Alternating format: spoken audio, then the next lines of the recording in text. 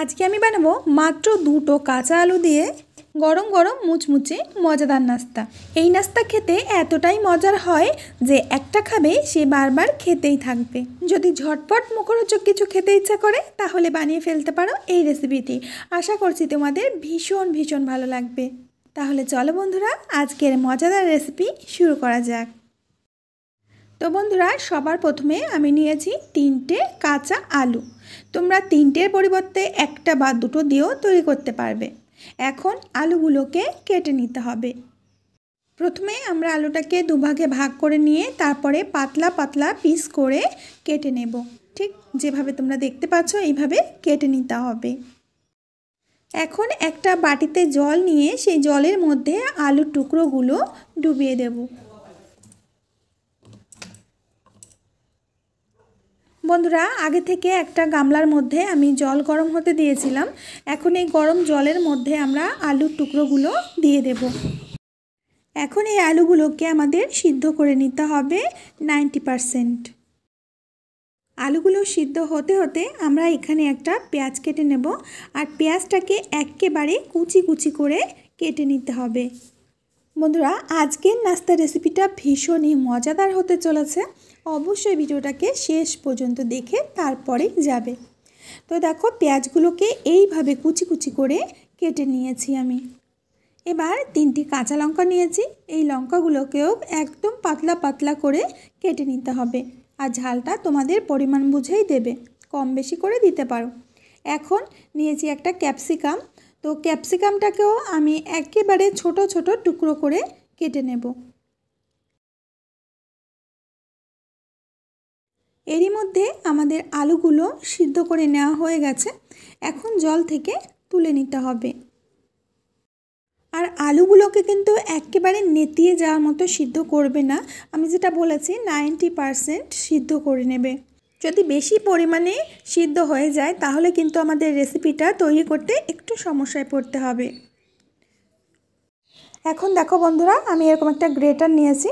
এবার নিয়েছি একটা গাজর। গাজরটাকে আমি একেবারে ছোট ছোট করে গ্রেট করে নেব। গাজরটাকে আমার কুচিয়ে নেওয়া হয়ে গেছে। তো বন্ধুরা, এখন লাগবে ডিম। এখানে আমি 2টো ডিম আগে থেকে সিদ্ধ করে নিয়েছি। এখন এই ডিম দুটোকেও এইভাবে গ্রেট করে নেব। যদি এই রেসিপিটাকে কেউ নিরামিষভাবে খেতে চাও তাহলে পেঁয়াজ আর ডিমটাকে স্কিপ করে যাবে। তো দেখো, ডিমটাকেও আমি গ্রেট করে নিয়েছি। তো বন্ধুরা, এখন আমি নিয়ে নিয়েছি একটা বাটি। এই বাটির মধ্যে প্রথমেই দিয়ে দেব 1 কাপ মতো আটা। আর সাথেই দিয়ে দেব 1/2 কাপ বেসন। দেব স্বাদ মতো লবণ। সাথে দিয়ে দেব অল্প কিছু ধনেপাতা কুচি। দিয়ে দেব 1 চামচ কালো জিরা। দিয়ে দেব 1 চামচ সাদা তিল। আর দিয়ে দেব কাশ্মীরি রেড চিলি পাউডার। এখন সমস্ত উপকরণগুলোকে খুব ভালো করে মিশিয়ে নিতে হবে। এবার দিয়ে দেব 1 চামচ চিলি ফ্লেক্স। এখন এগুলোকে খুব ভালো করে মিশিয়ে নিয়ে এর একটা ব্যাটার তৈরি করে নেব। এর জন্য আমি নিয়েছি 1 কাপ জল। জলটাকে অল্প অল্প দিয়ে দিয়ে ব্যাটারটা তৈরি করে নিতে হবে, একসাথে দিতে যাবে না। যদি পাতলা হয়ে যায় তাহলে আবার তোমাদের আটা মেশাতে হবে। এর জন্য জলটাকে অল্প অল্প করে দিয়ে ব্যাটারটাকে তৈরি করে নিতে হবে।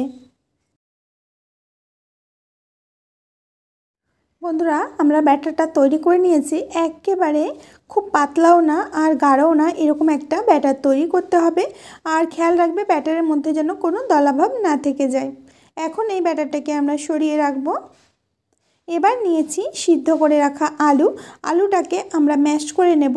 তো এখন আমি চামচের সাহায্যে ম্যাশ করে নিচ্ছি। ম্যাশ করতে একটু সমস্যা হচ্ছে, এর জন্য আমি হাত দিয়েই আলুগুলোকে খুব সুন্দর করে ম্যাশ করে নিয়েছি।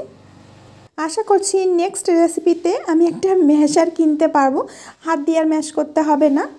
তো বন্ধুরা, এখন চলো এর মধ্যে মিশিয়ে দেব পেঁয়াজ কুচি, লঙ্কা কুচি, ক্যাপসিকাম কুচি। আর দিয়ে দেবো গ্রেট করে রাখা গাজর আর সিদ্ধ করে রাখা ডিম। তো চলো বন্ধুরা, এখন কিছু মশলা অ্যাড করব। প্রথমেই দিয়ে দেব 2 চামচ চাট মশলা। দিয়ে দেব 1 চামচ লঙ্কার গুঁড়ো। দিয়ে দেব স্বাদ মতো লবণ। আর দিয়ে দেব 1 প্যাকেট ম্যাগি মশলা। ম্যাগি মশলা না থাকলে গরম মশলাও দিতে পারবে।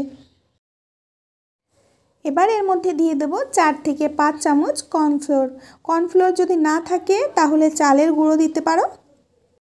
এখন কর্নফ্লোরটাকে ভালো করে আলু সবজির সাথে মিশিয়ে নিতে হবে। মিশিয়ে একটা ডো আমাদের তৈরি করে নিতে হবে। আর বন্ধুরা তোমরা দেখতে পাচ্ছ খুব সুন্দর ডো আমি তৈরি করে নিয়েছি। এখন হাতের মধ্যে একটু তেল লাগিয়ে নিয়েছি। তেল দিয়ে আবারও একটু এইভাবে মিশিয়ে দিতে হবে। এখন আমরা নাস্তাগুলোর আকার দিয়ে নেব। এর জন্য কিচেন স্ল্যাবের পরে রেখে দুটো হাত দিয়ে চেপে চেপে এইভাবে ত্রিকোণাকার করে নেব। নিশ্চয়ই তোমরা বুঝতে পারছো বন্ধুরা, এরকম হাত দিয়ে চেপে চেপে ত্রিকোণ করে নিতে হবে। তোমরা চাইলে এখানে গোলাকার বা চৌকো লম্বা যে কোনো আকার দিতে পারো। তো আমি আজকে একটু অ্যাট্রাকটিভ কিছু দিতে চাইছি শেপটা। তো আমি এরকম ত্রিকোণাকার করে নিয়ে তারপরে একটু মোটা মোটা পিস করে কেটে নেব। আমার যে বন্ধুরা এখনও পর্যন্ত আমার চ্যানেল সাবস্ক্রাইব করেনি অবশ্যই সাবস্ক্রাইব করে পাশে থাকে বেল বাটনের অল অপশানে ক্লিক করবে। এখন এখান থেকে একটা পিস তুলে নিয়ে হাতের মধ্যে খুব সুন্দর করে একটা শেপ দিয়ে দেব।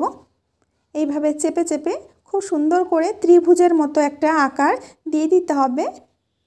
বন্ধুরা আজকের রেসিপি তোমাদের যদি ভালো লাগে অবশ্যই আমাকে কমেন্ট করে জানাবে। আর কমেন্টে এটাও জানাবে যে তুমি বিশ্বের কোথা থেকে ভিডিওটা দেখছো আমার। তো বন্ধুরা একটা একটা করে প্রত্যেকটা নাস্তার আকার আমি গড়ে নিয়েছি। এই দেখো দেখতে খুবই সুন্দর লাগছে। আর সবকটি নাস্তা আমি আগে থেকে তৈরি করে নিয়েছি।